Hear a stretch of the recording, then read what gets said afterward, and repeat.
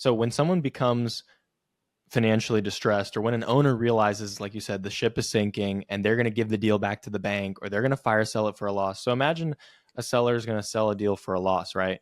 And they know it. They're just trying to survive, and they're going to dump the deal onto the market, and they're willing to walk away and take a loss. Well, do you think they're keeping that deal in good shape? Do you think they're investing in the long-term success of that deal?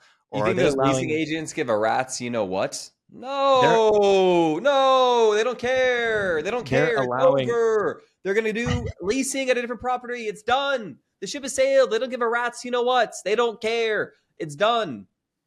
they the owner will allow deferred maintenance to accumulate, It's right? over. If it's coming, if there's a roof leak, are they going to spend all this capital to replace the roof? Of course not. I mean, I'm not saying No. they should either. I'm just painting a picture. They're going to do the cheapest patch job possible, and the same goes for all the other repairs happening at the property. So they're going to cut all the contract services. They're going to let weeds grow. They're not going to call the landscapers to come out every 2 weeks to and pay them $3,000. No, they're going to save on the landscaping. And you Weeds are going to think their grow. T12 and their pro forma is really credible and legitimate? You think so? You think that the numbers they tell you, yeah, I'm going to take this at face value, like that ship ain't sinking? Like, come on here. Like, guys, like these, and I know we're being a little animated, more me here on this situation, but time and time and time again, I hear so many people get absolutely famoosed and suckered into these distressed deals. But what are you comparing it to?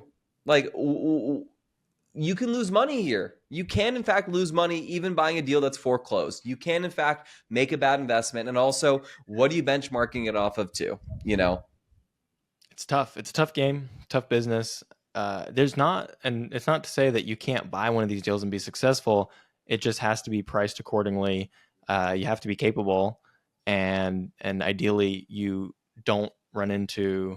There's always going to be surprises, but ideally, you don't run into so many surprises where it flips your math upside down.